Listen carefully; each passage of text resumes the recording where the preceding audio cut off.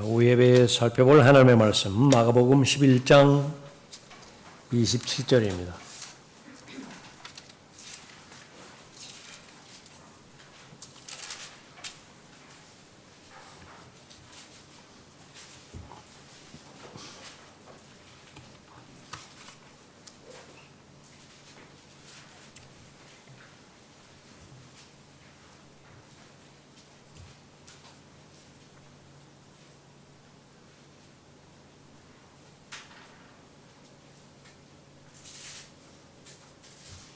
마가복음 11장 27절부터 33절까지 받도록 하겠습니다.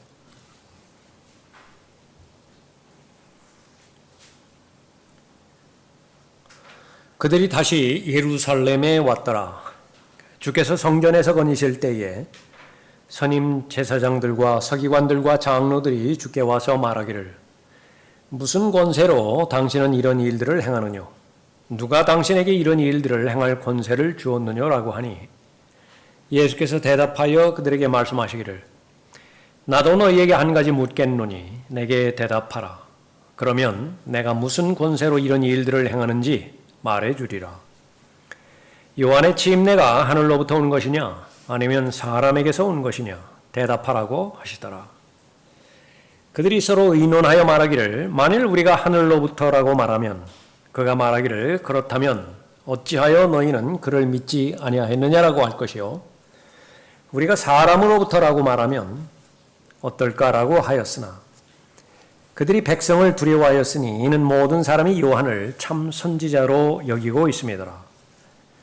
그들이 대답하여 예수께 말하기를 우리가 말할 수 없노라 하니 예수께서도 대답하여 그들에게 말씀하시기를 나도 무슨 권세로 이런 일들을 행하는지 말하지 아니하겠노라고 하시더라. 기도하겠습니다. 아버지 하나님, 무더운 날씨 가운데 매일매일마다 하나님의 말씀과 기도로 주님과 교제하며 해야 할 일들 잘 감당하고 있는 하나님의 자녀들,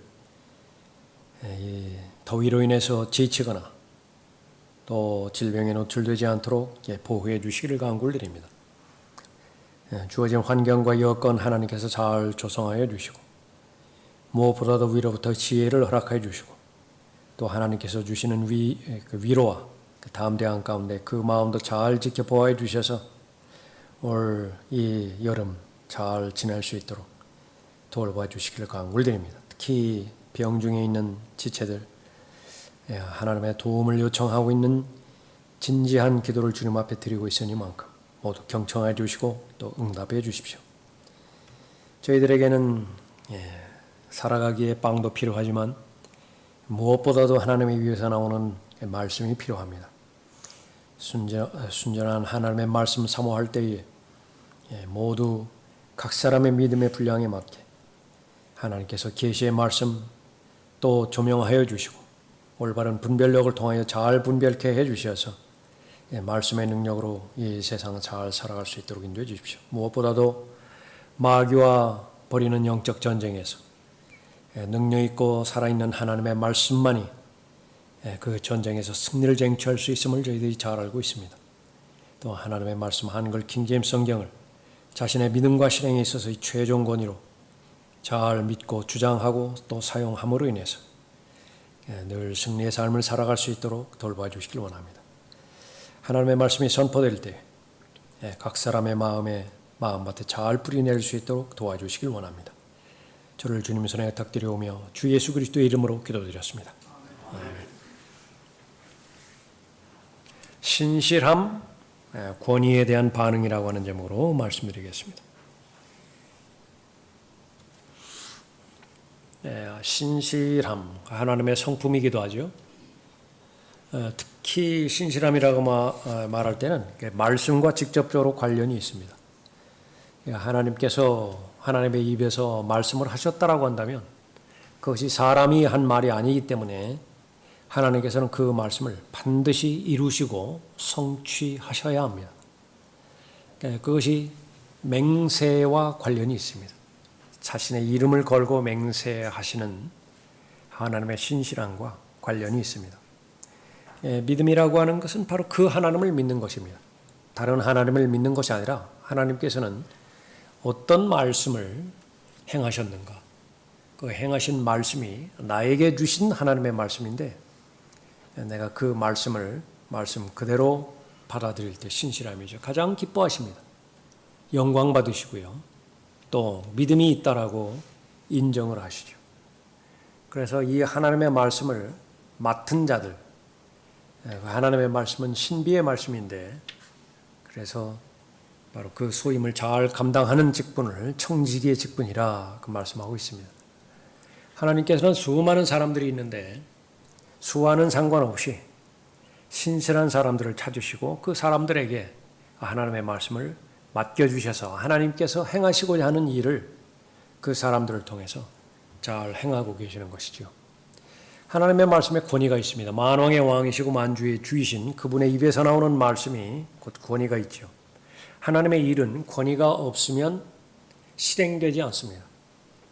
하나님께서는 합법적인 가정을 만들어 주셨고요. 주님의 피로 사신 교회를 설립게 해주셨습니다. 모두가 다 하나님의 일들을 필요로 하죠. 그 가정도 역시 마찬가지로 하나님의 권위가 있어야 하나님의 기준에 맞는 하나님의 말씀에 합당한 삶을 살 수가 있는데 그 권위에 대해서 문제가 생긴다라고 하면 권위에 순종하지 않는다든지 또 다른 권위를 거기에 덧붙인다든지 그렇게 한다고 한다면 하나님의 말씀의 원리대로 진행되지 않습니다. 교회는 말할 것도 없습니다.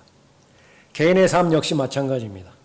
하나님께서 말씀하셨을 때 그 말씀에 어떻게 반응하느냐가 구원의 여부를 결정하는 것이고 구원받은 이후의 삶도 역시 마찬가지입니다.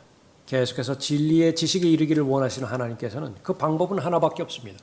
진리의 지식을 계속해서 가르쳐 주시는 것입니다. 전달해 주는 것이고 또 선포하는 것이죠. 그 사람에게 있어서 정직한 마음과 겸손한 마음 두 가지가 잘 갖춰졌을 때에 하나님의 말씀은 그 사람의 마음 안에서 일을 하기 시작합니다.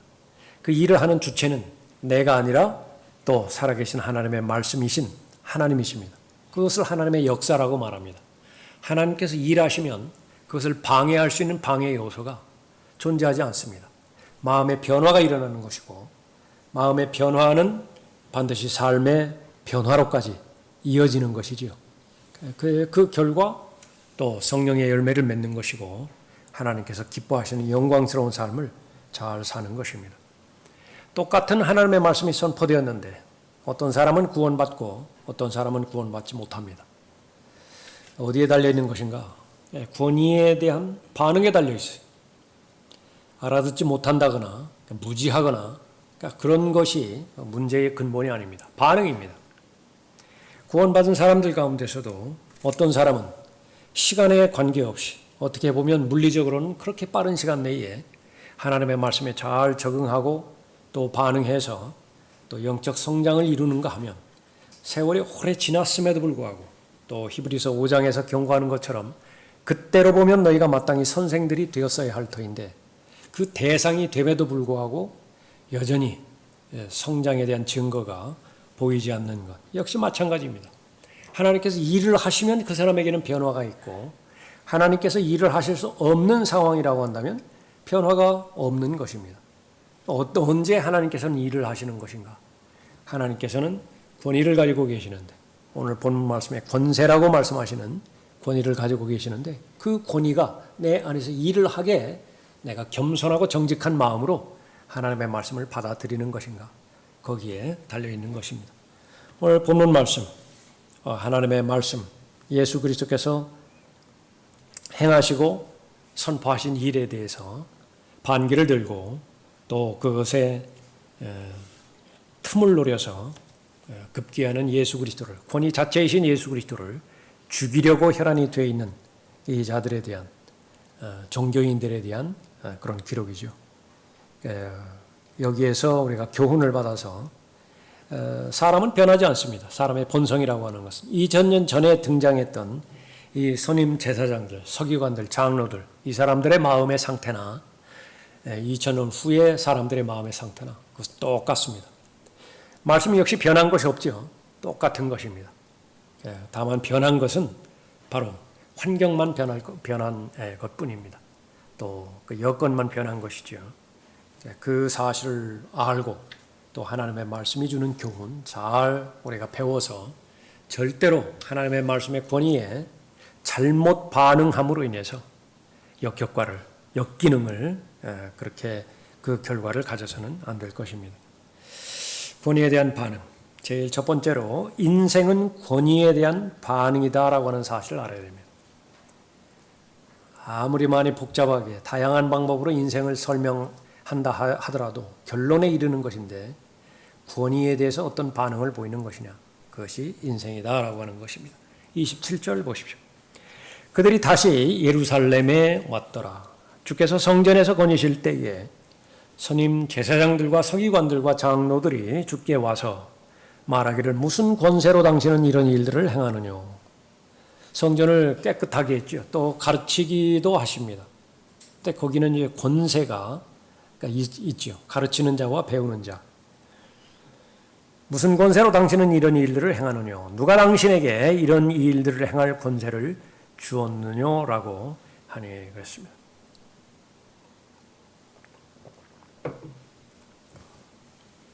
성전에 들어온 때는 화요일이었습니다. 화요일 아침에 왔는데 예수님께 이 세 부류의 사람들이 왔습니다. 선임 제사장들, 하나님께서 허락하신 사람들입니다. 서기관들과 장로들 역시 마찬가지입니다. 그런데 이 사람들이 개인적으로는 인격적으로는 하나님의 원수가 되어버렸어요. 또 진리를 대적하는 자가 되어버렸습니다. 왜 그렇게 된 것인가? 이 하나님께서 세우신 직책, 하나님께서 세우신 권위, 여기에는 아무런 잘못이 없습니다. 우선적으로 이 제사장, 레위 지파 안에서 아론의 제사장 직분을 하나님께서 만드셨죠. 하나님께서 만드신 거예요. 그런데 아론의 제사장 직분에 나답과 아비후라는 사람도 있었어요. 그러니까 급사했습니다. 급사. 그래서 그 직분과 그 직분을 수행하는 사람, 그것은 우리가 구분 지어야 된다라고 하는 사실을 아는 것입니다. 또 장로들 역시 마찬가지죠. 이스라엘 가운데서 70명의 장로를 세우라고 하신 분은 바로 하나님이십니다. 모세에게 명해서 백성의 장로가 되고 또 지도하는 관원들의 역할을 잘 감당하라 그렇게 말하고 있습니다. 서기관 역시 마찬가지입니다. 하나님께서 제정하신 그런 기관이죠. 좋은 서기관도 있고 나쁜 서기관도 있습니다. 좋은 서기관 같은 경우에는 대표적으로 에스라죠. 늘 하나님의 손에 머물러 있고 또 모세의 율법에 아주 익숙했어요. 부지런히 게으르지 않고 하나님의 말씀에 잘 공부를 했습니다. 공부한 목적은 가르치기 위함이었죠. 전달하기 위함입니다. 이 성경에서 언급하고 있는 이 부활의 증인, 왜 구원해 주셨는가? 그 전달을 목적으로 해서 불러주셨다는 사실을 우리는 잊어서는 안 됩니다. 부활의 증인, 뭐 하는 사람이죠? 그 예수 그리스도께서 부활하셨다라고 말할 능력이 있는 사람을 말하는 것입니다. 거기서부터 시작해서 이제는 믿음의 분량에 따라서 그리스도의 충만하심에 장성한 분량에 이르는 과정을 통해서 알려주신 것이 있는데 목적은 무엇입니까? 하나님께서 제일 먼저 알려주신 것은 너는 내 위치를 분명히 알아야 되는데 너는 채무자다. 빚진 자라고 빚진 자. 그러니까 세 사람이 있는데 세 사람 중에서 왜 나를 제일 먼저 하나님께서 지목하셔서 이 부활의 증인의 역할 또 그리스도를 대신한 대사로서의 역할을 나에게 감당해 주셨는가. 똑같은 거지예요. 똑같은 거지인데 왜 거지인 나에게 이 먹을 것이 있는 것을 먼저 알려주시고 배불리 먹게 하셨는가. 다른 거지들에게 가서 저기 가면 먹을 거 있다고 그거 알려주라고 한 거예요. 근데 자기만 먹고 자기만 배부르고 그냥 입 꽉 다물었다. 빚진 자라고 빚진 자. 바울은 평생 이 채무의식을 가지고 살았던 사람입니다. 동족인 유대인 것은 물론이고 또 이방인들, 헬라인들에 관련돼서도 나는 빚진 자라 그렇게 말하고 있죠. 거기에 더 나아가서 하나님의 진리의 지식을 잘 더 알았다. 목사와 교사를 통해서 또 선지자와 사도를 통해서 그렇게 잘 배웠죠. 배운 목적은 무엇이냐? 그러면 전달하라는 것입니다. 전달할 목적으로 그렇게 배우는 것입니다. 그러니까 여기에서 벗어나게 되어지면 이제 썩기 시작하는 것입니다. 세차게 흘러가는 강물이 되어야 되는데 큰 댐을 스스로 막아놓고 그게 저수지의 역할을 해버리는 거예요. 썩어버린다. 그래서 명심해야 될 그런 부분들은 특히 권위와 관련돼서 이 권위가 있어야 이 권위가 하나님의 일을 하는데 이 권위는 사용해야 됩니다. 권위를 받았는데 사용을 안 했다.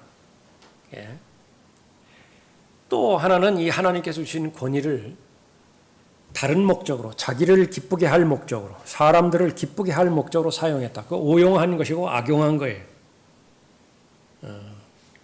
그러면 그것도 역시 마찬가지로 하나님의 말씀에서 벗어나는 것입니다. 서기관 에스라, 책무는 무엇이냐? 모든 백성이 똑같이 모세의 율법의 지식에 도달해야 돼요. 그 역할을 자기가 감당했던 것입니다. 그래야 전체가 이스라엘이 민족이라고 하는 단위로서 하나님 앞에 제사장 국가가 되어지는 것입니다. 문제는 뭐냐면 그 위치가 아니라 그 직분 자체가 아니라 목사가 사람을 타락시키느냐. 오늘날에는 거의 대부분의 목사는 타락이 되어버렸다고요. 그러니까 목사라고 하는 직분이 사람을 타락시켜버리는 것이냐. 그 역은 해당되지 않는 것이죠.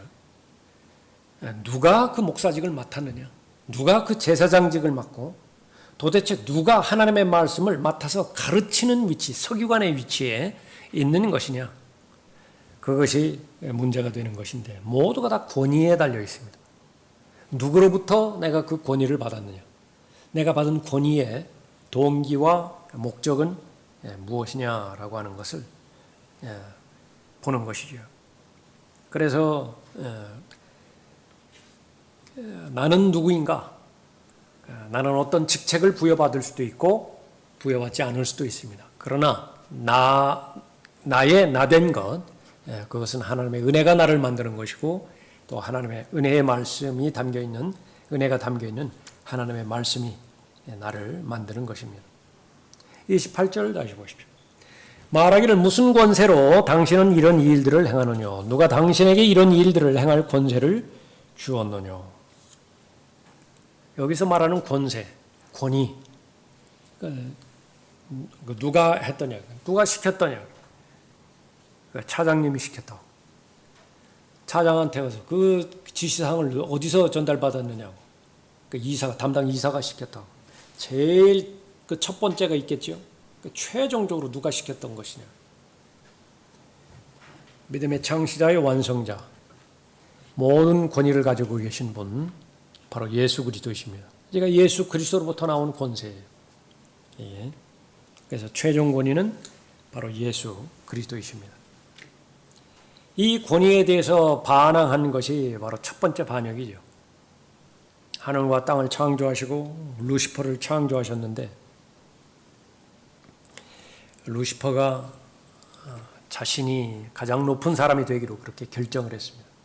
가장 높은 지위에 있기로 결정을 했을 때에 하나님의 권위에 도전한 것이죠. 그 이후로부터 삶의 모든 문제는 이 권위에 대한 순종이냐 권위에 대한 불순종이냐라고 하는 것입니다.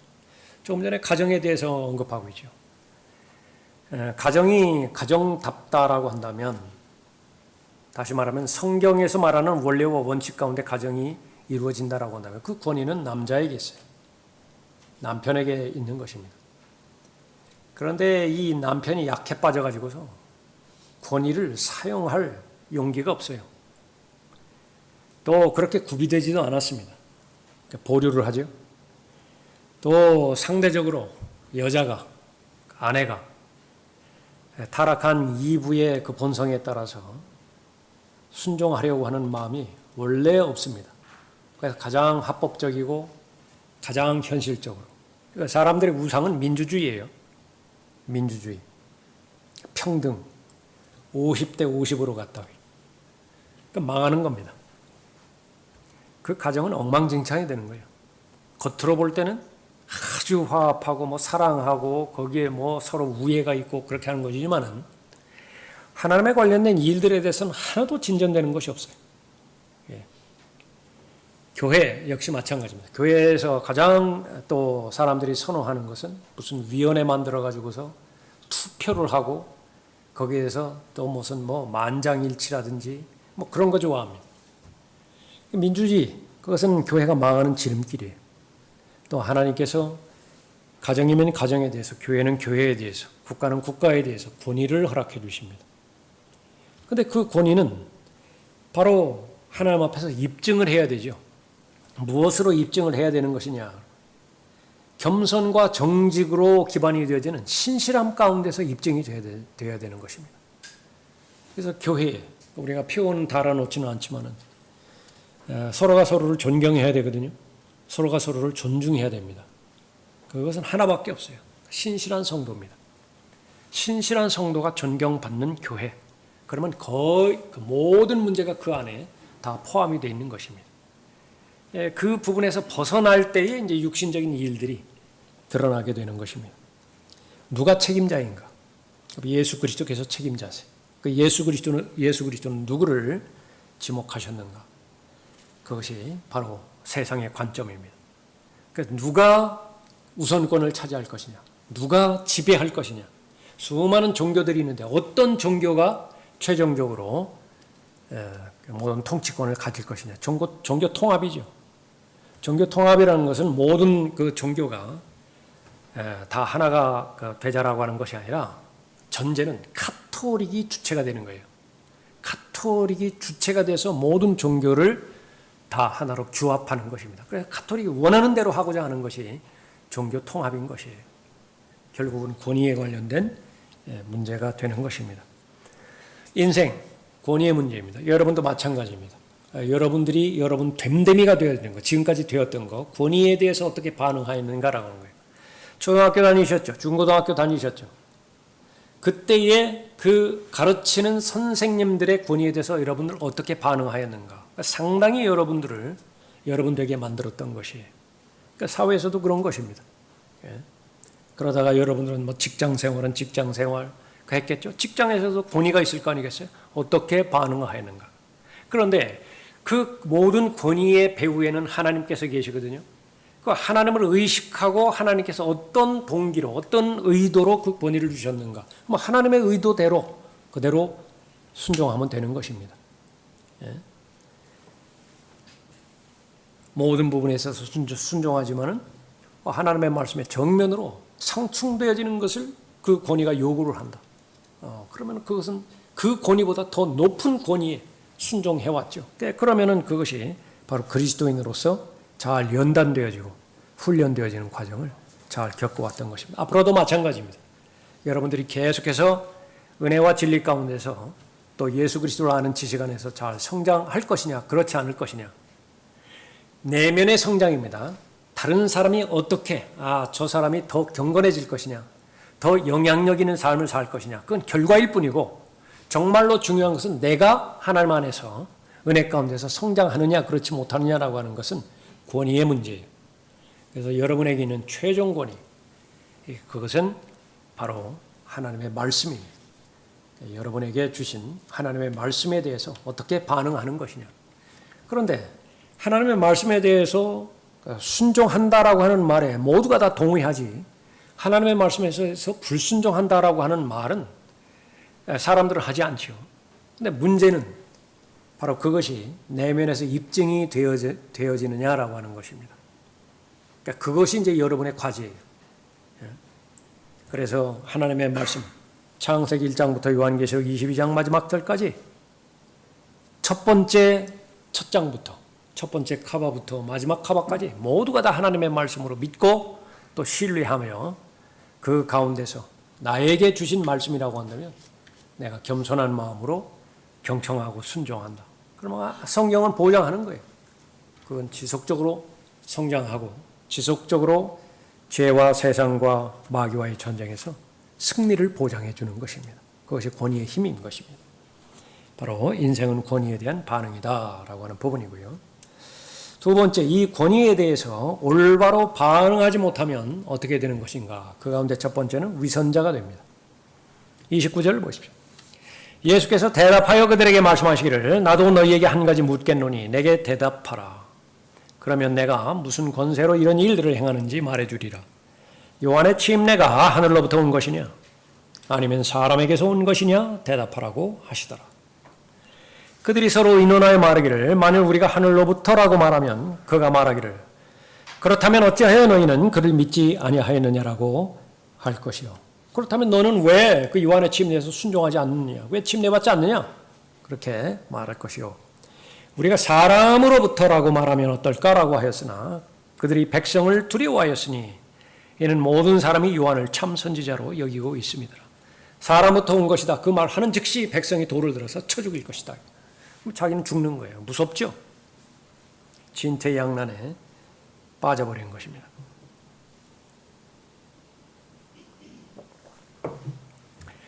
예수님과 관련돼서 질문하고 답을 얻고 하는 이 부분, 계속해서 일관된 것은 사람들이 부도덕한 동기로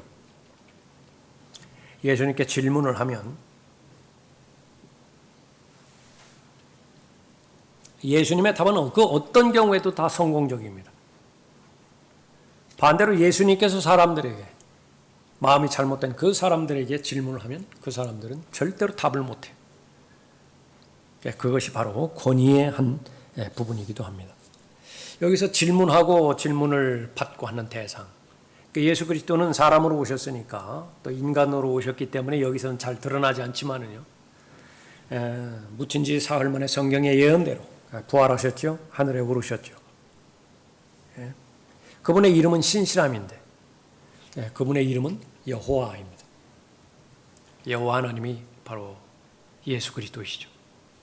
그것이 이제 마지막 심판에서 피조물들과 창조주 간에 이 질문과 답이 오고 간다라고 하는 사실을 추정할 수 있는 하나의 근거가 되는 것입니다. 특히 백보자의 심판에서 구원받지 못한 모든 사람들이 다 올라와서 마지막 불못으로 들어가기 바로 직전에 마지막 심판의 과정을 겪는 것이죠.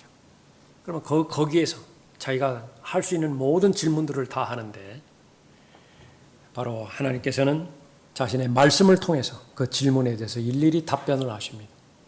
그럼 무엇이 드러나는 것이냐 그러면 하나님은 진리의 하나님이세요.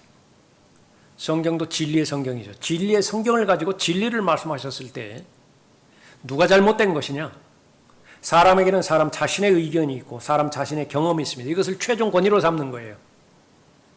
하나님께서는 하나님의 말씀이 있는데 하나님의 말씀을 최종 권위로 삼는 것입니다. 권위와 권위가 충돌이 돼버렸어요. 그래서 질문하고 답하는 것입니다. 서로 변론하는 거예요. 여러분이 아시는 것처럼 들어보셨는 것처럼 선과 악을 알게 하는 지식의 나무는 도대체 왜 심으신 것입니까? 왜 범죄는 한 사람이 했는데 그 이후로 태어나는 모든 사람이 다 죄를 범하신 것입니까? 복음을 들어보지 못한 사람들은 그럼 어떻게 되는 것입니까? 그 수많은 다양한 질문들을 그렇게 하는 것입니다. 하나님께서는 하나님의 말씀으로 답변을 하시는데 최종적인 것은 하나님이 이기세요. 법정에서 바로 유죄 판결을 받게 된다고 말해요. 사람들이. 실로 하나님은 참되시나 사람은 모두 거짓말쟁이라. 기록된 바 이는 주께서 주의 말씀에 의롭다함을 얻으시고 판단받으실 때에 사람이 판단받는 것이 아니라 하나님이 판단받는 때가 있어요.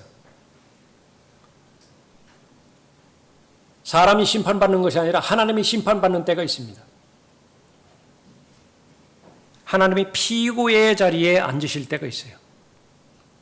판단받으실 때에 이기려 하심이라. 로마서 3장 4절 말씀이죠.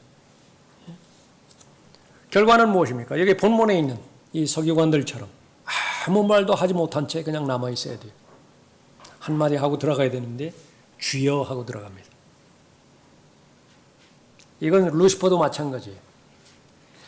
이제 율법이 말하는 것은 무엇이나 율법 아래 있는 사람들에게 말하는 것인 줄 우리가 아노니 이는 모든 입을 막고 온 세상이 하나님 앞에 죄가 있게 하려 함이니라.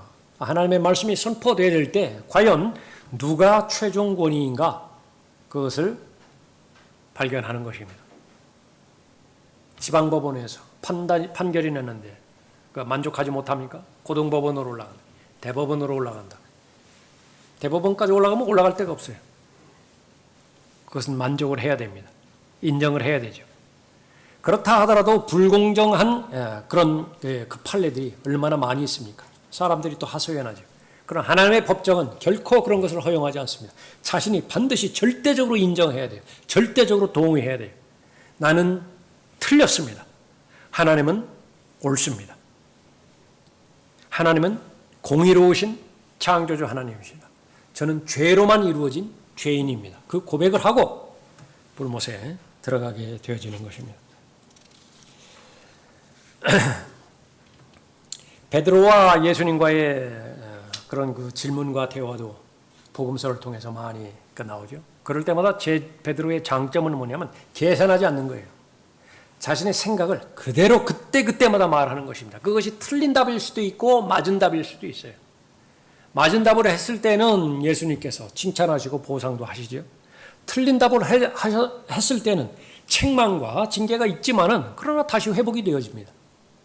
그것이 권위에 대한 올바른 반응인 것입니다. 그러나 그것과 대조적으로 이 본문에 나와 있는 이 서기관들, 위선자들이죠. 종교 위선자들. 그것은 어떻게 하면 자기의 기득권을 지킬 것이냐 계속 계산해야 돼요. 시간이 필요합니다. 즉각 답을 못해요. 그 결과가 바로 위선자들의 특징인 것입니다. 요한의 침례가 하늘로부터 온 것이냐 아니면 사람에게서 온 것이냐. 베드로였다라고 한다면 즉각적으로 답합니다. 그거 당연하게 하늘로부터 온 거지요. 그 침례 받았을 것이라고. 그거 당연하게 사람들로부터 온 것이죠. 침례 안 받았을 것이라고. 무엇을 답하든지 간에 예수님께서는 바로 잡아주십니다.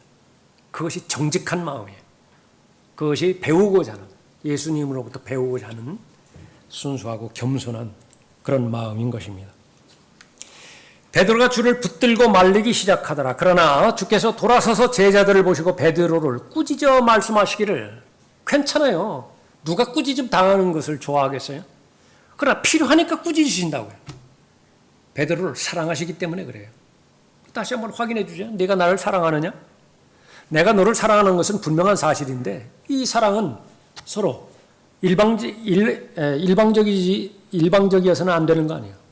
서로가 사랑이 확인이 되는데 네가 나를 사랑하느냐? 꾸짖으신 다음에 또 제자의 자격을 박탈하신 다음에 여전히 회복시켜 주시고 다시 사랑하시는 것입니다. 베드로를 꾸짖어 말씀하시기를 사탄아 내 뒤로 물러가라. 너는 하나님의 일들을 생각하는 것이 아니라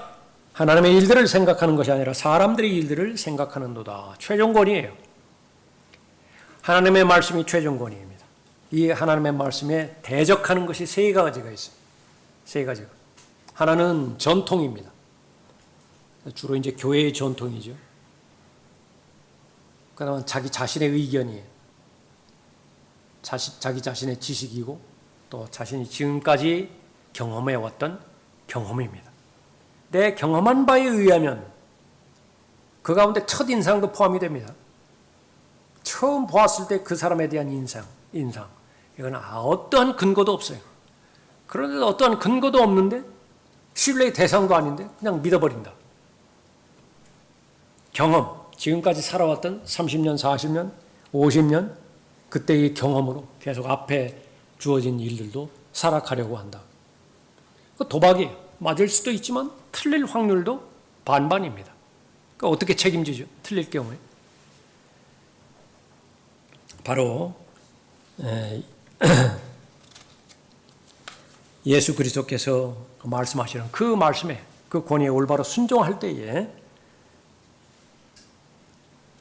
참된 제자가 되는 것이지만은 권위에 올바로 반응하지 못하면 위선자가 되는 것입니다. 하나님의 일들과 사람들의 일들, 두 권위가 충돌되어졌을 때 베드로는 즉각적으로 사람의 권위를 받아들인 거예요. 예수님께서 그를 바로잡아 주십니다. 이것이 중요해요. 얼마든지 틀릴 수 있습니다. 얼마든지 실수할 수 있어요. 그러나 바로 잡아주시는 기회가 있죠. 그것을 놓치지 않는 것입니다.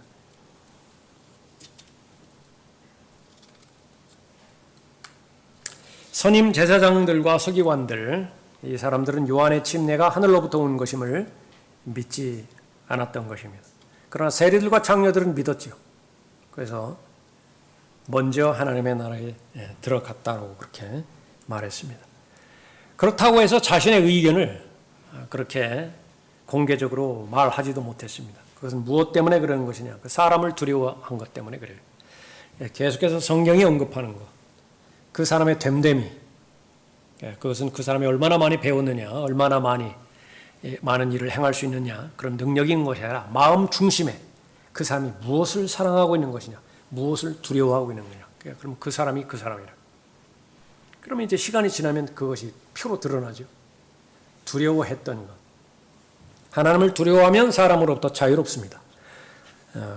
그것은 바로 사람에 대해서 함부로 한다. 그 말이 아닌 것은 여러분이 잘 알아요. 오히려 다른 사람들을 더 존중할 거 아니겠어요? 다른 사람을 더 귀히 여길 것 아니겠어요? 그런데 장점은 뭐예요? 사람의 종이 되지 않아요. 하나님을 두려워하지 않으면 반대가 되는 것입니다. 사람의 종이 되는 것입니다.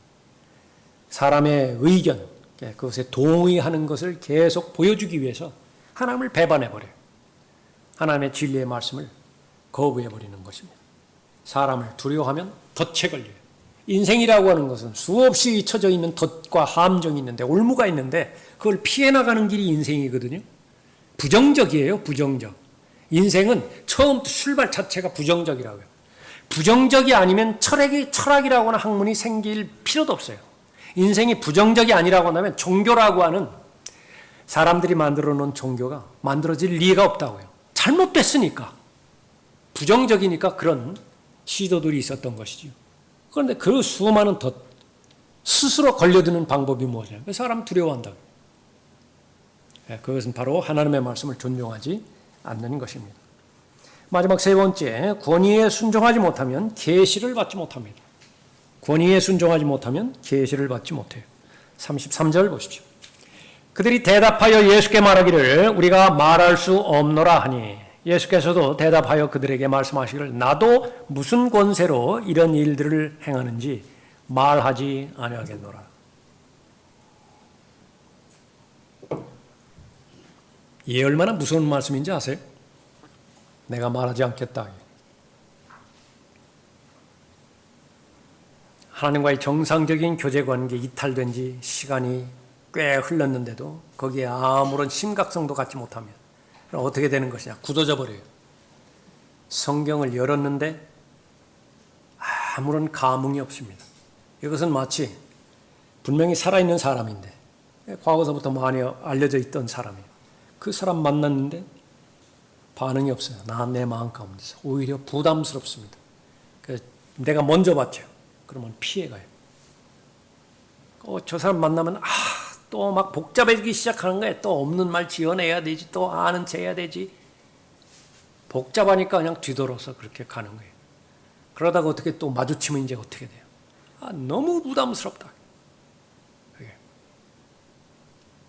사람과의 관계를 무한 확장시킨 것이 하나님과의 관계인 것인데 하나님께서 말씀을 하지 않으신다.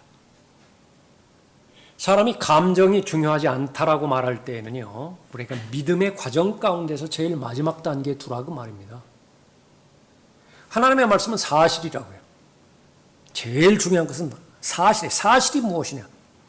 그 다음에 중요한 것은 그 사실을 내가 받아들일 것이냐 거부할 것이냐, 의지가 그 다음이라고요. 선택과 결정이라고요.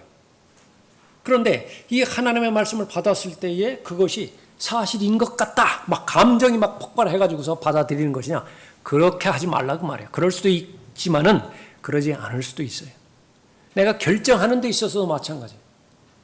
내가 막 결정하지 않으면 안 될, 막 감격 가운데 있기 때문에 그 결정하고, 나는 예배 드리고 싶어서 아주 미치겠다, 그렇게 해서 막 밤잠도 잘 자지 못하고 예배에 참석하고, 그거 기대하지 말라고 말이에요. 그런데 그렇게 했더니 사실인 진리가 제시됐을 때에 내가 건전한 생각의 영으로 내가 선택을 하고 결정을 했더니 그 뒤에 자연스럽게 따라오는 것은 기쁨과 감격과 즐거움이에요. 그런데 기쁨과 감격과 즐거움이 없으면 어떻게 돼요? 그래도 상관없는 거예요? 요즘은 상관없다고 말한다. 지적으로만 동의하는데 자신을 그냥 묶어놔 버렸어요. 그거 살 수가 없어요. 삶이 아니에요. 남자와 여자가 처음에 만났는데 그냥 밋밋해요. 교감이 있어야 그 정이 나누어지죠. 그렇게 시작했는데 시간이 지나면서 5년 지나고 10년 지났는데도 똑같아요. 살 수 있겠어요? 그런 상태에서 살 수 있겠느냐고. 하나님과의 관계도 역시 마찬가지입니다. 하나님께서 말씀하지 주지 않는다라고 하는 것은요, 하나님께서 말씀해 주지 않으면 마귀가 무한한 다양한 말로 마음을 공격하는 것입니다. 그러다가 처음 한두 번은 그렇게 저항해 보겠죠. 그러나 제풀에 꺾여버리는 거예요. 의뢰의 믿음 생활이라는 것이 이렇거니, 기도할 때도 마찬가지입니다. 무언가를 기도했을 때 이건 계속 비즈니스예요. 비즈니스. 기도를 한들 무슨 일이 있어서 이야기를 하고 거기에 대해서 결제를 받고 그 선을 넘어가지를 못한다. 그것만 해도 잘하는 거예요. 요즘으로 말하면. 그런데 이제 비즈니스 물려놓고 지금은 친하니까 그거 친구 아니에요? 초등학교, 중학교, 요즘은 고등학교만 한다 하도 이익관계가 개입이기 때문에 초등학교 동창이 귀한 것은 어떤 것이에요? 그 사람이 무엇을 가졌던 덜 가졌던 그걸 초월해서 만날 수 있는 관계를 보장해 주는 거예요. 그 사람의 사회적 지위가 얼마만큼 많이 올라갔던 그렇지 못하든지 간에 그것으로 자유로운 관계 가운데서 맺어질 수 있는 것을 보장해 주는 관계가 동창관계라고 해요. 그것이 친구관계라고 말이죠. 그런 관계로 계속해서 깊이 들어갈 수 있어야 되는데 위선자들은 어림없어요. 그런 관계를 절대로 하지 못합니다. 사람들 앞에서는 하나님을 사랑하고 하나님을 위하고 하나님을 섬기고 그런 일들을 늘어놓을지 모르지만요, 정작 하나님 자신은, 예수 그리스도 자신은 말씀을 안 하세요. 그 사람에 대해서. 말씀과 기도가 막힌 신앙생활 한번 생각해 보십시오. 그것이 사는 것인가? 근데 안 할 수는 없죠. 그러니까 자신의 양심을 달래기 위해서 경배하는 거예요. 자신의 양심을 달래기 위해서 성경도 본다고요. 그것이 얼마만큼 무거운 짐이겠는가. 근데 그 출처가 어디에 있어요? 권위에 순종하지 못하면 계시를 받지 못하는 것을 말하는 것입니다. 하나님을 향해 얼마든지 원망을 할 수 있고 하나님을 향해 얼마든지 쓴뿌리가 될 수 있습니다. 잘 이해가 되지 못하니까 괜찮아요. 그럼에도 불구하고 하나님 앞에 정직하게 나가면 답이 있습니다. 그래서 마음을 열어놔야 돼요. 대표적인 사람이 요나입니다. 하나님께서 자신을 불러주신 그 사역 자체가 마음에 안 들었죠. 진짓 기대하고 있습니다. 이 사역이 실패하기를 기대하고 있었다고요. 도망도 쳐봤죠. 근데 또 죽을 뻔하죠. 그 죽음에 닥쳐서는 사람들 그걸 붙잡지 않는 사람이 어디 있어요? 요나도 그랬다고요. 한 번만 살려달라고. 그러면 하나님 앞에 헌신하겠다고. 그때뿐이었어요. 그런데 요나가 계속 가능성이 있었던 것이 뭐냐면 도망가지 않았어요. 피하지 않았습니다. 정직하게 반응을 한 거예요. 그러나 그 일이 요나를 심히 불쾌하게 하였으니 요나가 매우 노하였더라. 하나님 앞에서 노하였어요. 그가 주께 기도하여 말씀드리니, 이거 기도도 아니에요. 내용을 보면 무슨 내용입니까? 내가 주께 간구하오니 오 주여, 이것이 내가 아직 고국에 있었을 때 내가 말하는 것이 아니었나이까. 내가 선포해서 그 니느웨 사람들에게 하나님의 뜻을 전파하면 그 사람들 틀림없이 회개할 것입니다. 그 회개하면 이제 그 니느웨 사람들이 우리 동족을 공격할 것입니다. 그렇게 말하지 않았습니까? 결국 저 무리들이 회개하지 않았습니까? 그것을 반항하는 것입니다. 그러므로 내가 앞서 타시스로 도망하였으니 이는 주께서는 은혜로우신 하나님이시며 자비로우시고 노하기를 더디하시며 매우 인자하시고 재앙에서 스스로 돌이키심을 내가 알았음이니이다. 그러므로 이제 오 주여 내가 주께 간구하오니 내 생명을 내게서 취하소서. 사는 것보다 죽는 것이 내게 더 나음이니라. 말은 이렇게 구색가투사하지만 죽이세요, 죽이세요. 머리 내미는 거 똑같아요. 필요합니다. 여러분의 골방에서 그렇게 하세요. 예? 하나님께서 또 한 번의 기회를 주셔서 박농쿨이라든지 또 해가 쬐게 하는 과정을 통해서도 교훈을 주시고자 하죠.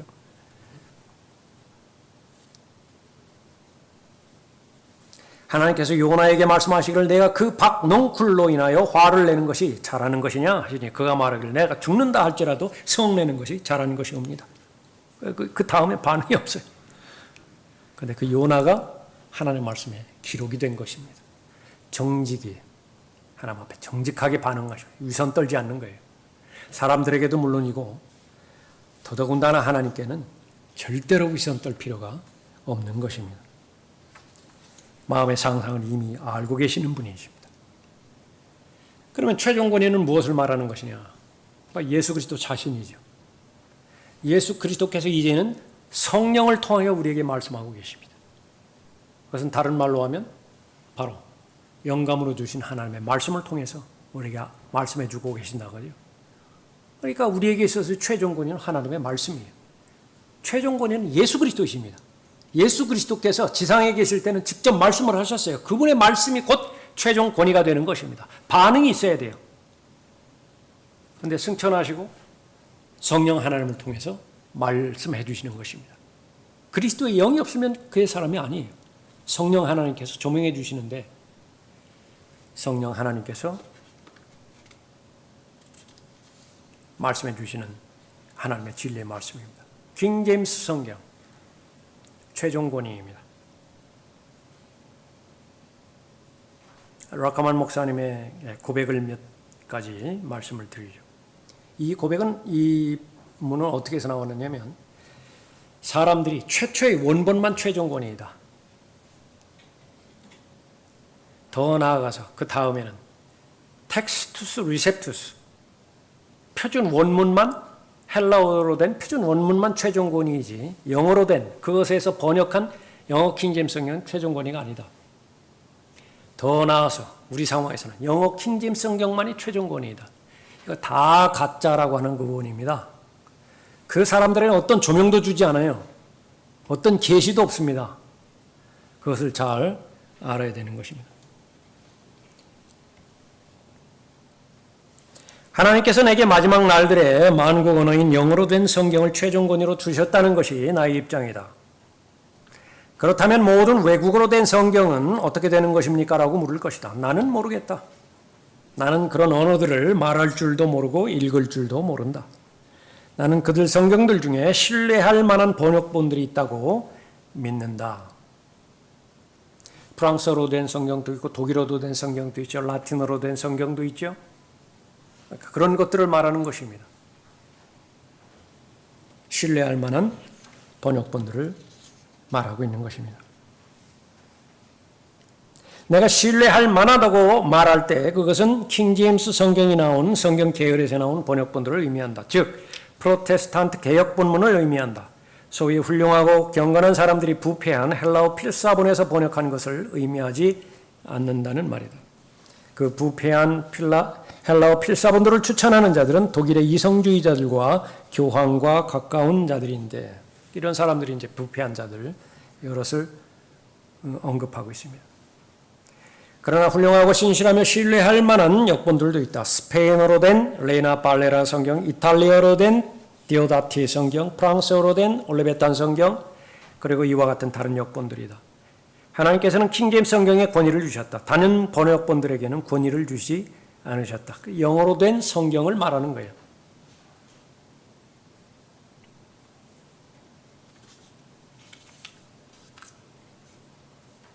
다른 곳에서 인용할 때 우리 신학원에서는 PBI, 펜사콜라 바이블 인스티튜트, 우리 신학원에서 젊은 학생들에게 킹제임스 성경이 표지부터 표지까지 하나님의 말씀이며 미국 법리학의 법칙들에 따라 유죄가 입증될 때까지는 무죄임을 가르친다. 우리는 영어를 모국어로 사용하는 사람들을 위해 이것이 아주 중요한 전제예요. 영어를 모국어로 사용하는 사람들을 위해 For the English speaking people. 헬라어 표준 원문에서 TR입니다. 번역된 바른 번역본. 그것이 킹제임스 성경이거든요. 그러니까 영어를 모국어로 사용하는 사람들을 위해서 하나님께서 성경을 주셨는데 어디에서 가져오셨느냐? 표준 원문에서 바르게 번역된 영어 킹제임스 성경이에요. 번역본인 킹제임스 성경이 유죄가 입증될 때까지는 무죄임을 믿는다. 또 다른 곳의 인용입니다. 단지 축자적으로 영감받은 원본만이 하나님의 말씀이라고 한다면 최초의 원본을 말하는 거예요. 러시아, 독일, 미국, 프랑스, 스웨덴, 중국, 일본, 아프리카, 아시아, 오스트리아, 쿠바, 아르헨티나, 하와이, 알래스카, 스페인, 이탈리아, 멕시코 등은 하나님의 말씀을 가져본 적이 없었을 것이며 그들은 결코 하나님의 말씀을 가질 수도 없을 것이다. 당시에는 전 세계에 700개의 언어들로 번역된, 요즘은 이제 800개로 이제 늘어났죠. 번역된 각 언어의 킹제임스 성경이 손에 넣어 활용할 수 있게 되었을 때 소위 최초의 원본은 분명히 헤어져서 활용할 수 없게 된다는 사실에 동의해야만 할 것이다. 구약은 히브리어로 기록되어 있다. 그런데 러시아 사람들은 어떻게 그것을 이해할 수 있겠는가? 일본 사람들은 어떤가? 중국 사람들은 어떤가? 중략하고 1611년 이전에 성경은 어디에 있었는가? 바로 전 세계에 있었다.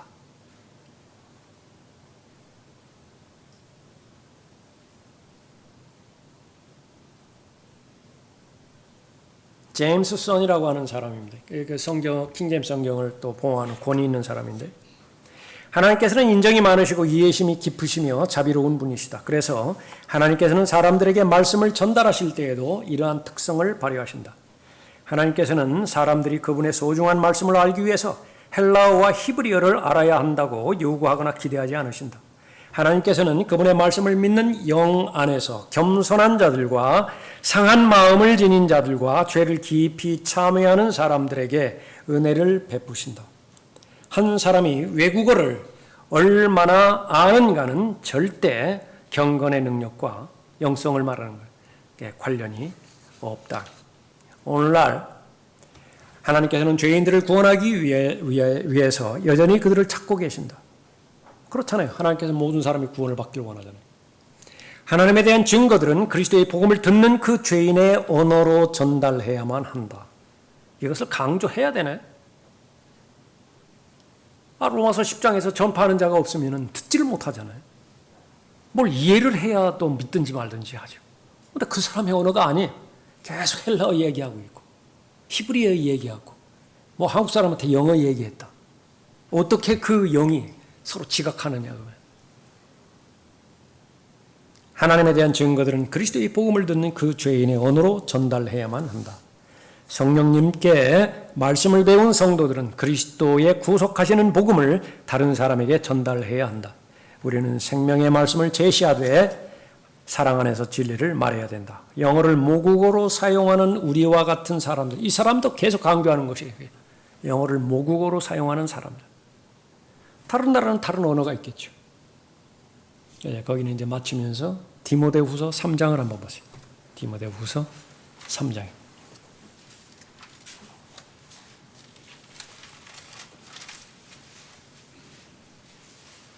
영어를 모국어로 사용하는 우리와 같은 사람들은 하나님의 순수한 말씀인 킹제임스 성경으로 전달해야 된다. 그렇게 마치고요. 이제 우리에게 적용하는 거죠.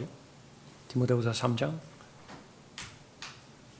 15절부터 보면 또 어릴 때부터 내가 성경을 알았으니 그 성경은 너로 그리스도 예수 안에 있는 믿음으로 인하여 구원에 이르도록 지혜롭게 할 수 있느니라.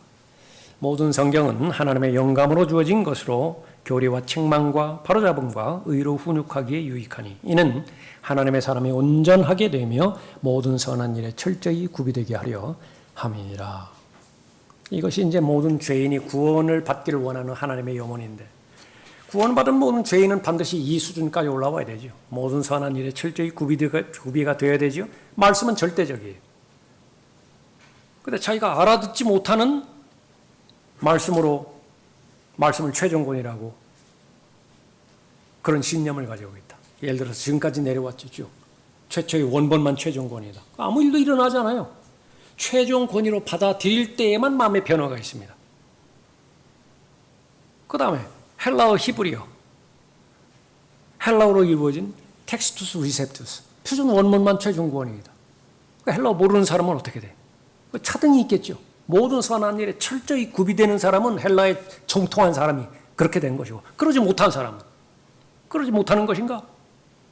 예. 그 다음으로 나서 영어 킹제임스 성경만 최종권이다. 다 거짓말이에요.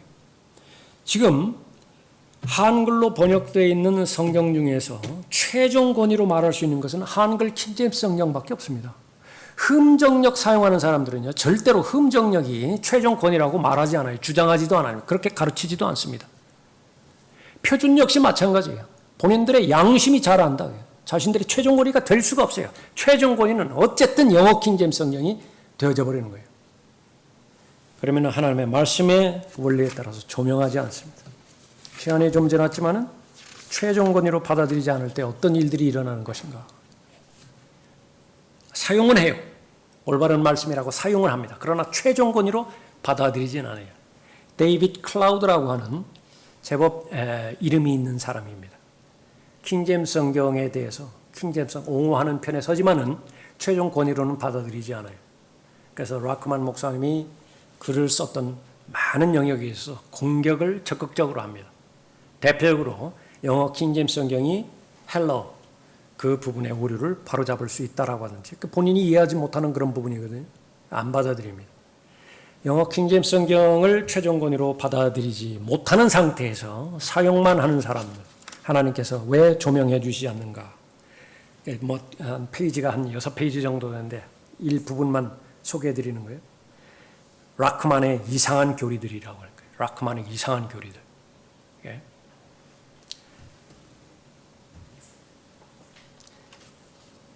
천사는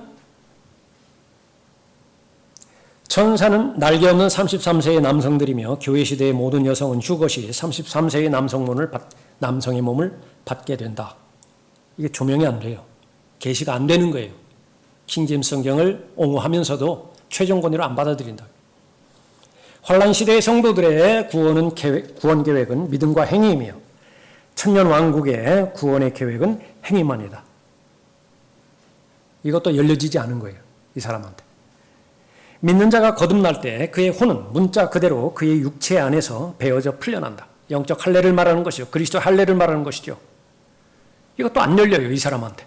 이상한 교리를 주장한다고 지금 지적하는 것입니다. 마귀들은 그 크기가 파리와 모기에서 독수리에 이르기까지 다양한 크기의 날개 달린 존재들이다. 이거는 초신자 단계에서도 많이 이렇게 배우고 있는 그런 진리들 아니에요? 우리가 마가복음 갈 때도 자세하게 다뤘지만 이 사람에게는 안 열려요. 성적 결합은 하나님의 눈에 결혼이 이루어졌음을 의미한다. 이것도 몰라요. 그러니까 결혼식이 이루어지고 무슨 호적에 무슨 신고하고 그래야 결혼으로 이루어진다고 이 사람들을 본다고요. 그러나 성경에서 결혼은 뭐예요? 육체와 육체가 합하면 결혼해요. 장녀와 합했어요? 장녀와 결혼한 거라고요. 5번 결합했어요? 5번 결혼한 거라고요. 혼은 보이지 않는 몸의 형태이다. 혼에 대한 그 부분들도 모르는 그 부분입니다. 베드로후서 3장에서 언급된 홍수, 그것은 노아의 홍수가 아니며 사탄이 하늘에서 쫓겨났을 때 지구의 심판에서 발생한 홍수이다. 여러분들은 지극히 당연하게 평범한 진리로 받아들인 이 사실조차 이 사람에게는 안 들린다. 그러니까 그 뒤에 수도 없이 많아요. 영원에서 그리스도인은 새 예루살렘이 있으며 그는 투명한 금으로 된 그의 아파트에 있다. 이것도 안 믿으면 어떻게 하느냐. 그는 여행을 위해 호출되며 이 여행은 그를 화성, 목성, 금성, 토성, 천왕성 등으로 데려가며 사람들 한 쌍들을 동산에 내려놓고 다산하고 번성하의 땅을 다시 채우라고 말한다. 이걸 읽을 때 우리는 가슴이 벅차잖아요. 정말로 그렇잖아요. 그렇게 될 것이구나. 마찬가지로. 그러니까 똑같은 하나님의 말씀에 대해서 왜 이렇게 되는 거예요? 안 열리는 거예요. 조명을 주시지 않는다. 다른 사람 이야기는 별 이야기였고요. 이제 여러분들 이야기입니다. 여러분들 한글 킹제임스 성경을 여러분 믿음과 실행에 있어서의 최종 권위로 믿고 실행하고 있는 것인가? 사람들 앞에서 말고 골방에서 그렇게 기도할 수 있는 것인가? 그것은 바로 하나님의 말씀의 원리 가운데서 여러분에게 제시해 주시는 하나님의 권위입니다. 권위가 없이는요, 하나님의 일은 일어나지가 않아요. 권위가 없을 때에 본문에서 경고하는 것, 그것은 인생의 본질의 문제를 놓치는 것이고요. 인생의 본질은 권위의 문제예요. 학교에서도 마찬가지고 직장에서도 마찬가지로 국가에서도 마찬가지고 교회는 말할 것도 없고 권위에 대해서 올바로 반응하지 못할 때 그것은 어쩔 수 없이 위선자의 삶을 살아갈 수밖에 없습니다. 그건 본인이 선택한 것이 또 마찬가지로 위선자 권위에 대해서 올바로 반응하지 못할 때 어떤 조명도 알지 못합니다. 그냥 이야기 가지고서 살아가는 거예요. 이야기가 늘 제3자의 입장입니다. 하나님의 말씀에 의하면 사람이 죽으면 하늘나라로 가지만 그리스도의 심판석이 있다 하더라. 그리스도의 심판석에서 어떤 준비도 하지 못해요. 절대로 그렇게 돼서는 안 되는 것입니다. 우리가 섬기는 하나님, 죽은 하나님이 아니라 살아계신 영으로 계신 하나님이시죠. 지금까지 여러분에게 인도해 주셨던 하나님은 권위를 가지고 일하십니다. 마귀가 하고자 하는 일은 뭐예요? 권위를 빼앗아가는 일이에요. 여러분의 실정에서 권위를 빼앗아가는 가장 현실적인 마귀의 타협안은 뭐예요? 상대화시키는 것입니다. 한글 킹제임스 성경의 그 독보적인 존재, 최종 권위에 위해서 상대화시키는 거예요. 똑같이 영어 킹제임스 성경에서 번역돼서 흠정령이나 표준 킹제임스나 그 같은 그 계열에 놓겠지. 많이 넘어갔는지도 몰라요. 그것을 여러분은 목숨 바쳐서 사수해야 됩니다. 그것만이 사는 길입니다. 기도하겠습니다. 은혜를 보시고 내려오신 아버지 하나님 말씀, 아버지 하나님, 또 오후에도 주님의 거룩한 말씀을 통하여 삶의 인생의 본질의 문제에 대해서 다시 한번 말씀해 주셨습니다. 이 자리에 참석한 한 사람 한 사람도 예외 없이 하나님의 말씀 한글 킹제임스 성경을 믿음과 실행에 있어서 최종 권위로 잘 자리 잡고 실행하며 주장하며 무엇보다도 하나님께서 맡겨주신 영적 전쟁에서 승리를 쟁취하기 위해서 이 최종 권위를 믿고 실행하고 사용할 수 있도록 그런 능력을 구비시켜 주시길 간구드립니다. 이에 관련된 마귀의 모든 공격에 대해서 지혜를 주시고 하나님의 말씀으로 잘 무장케 해주셔서 기록되었으되 예수 그리스도께서 승리하신 그 방법 그대로 더하지도 않고 또 빼지도 않고 그 방법으로만 맞서 싸워 승리할 수 있도록 복 주시기를 간구드립니다. 주 예수 그리스도 이름으로 기도드렸습니다. 아멘. 다 같이 일어나시겠습니다.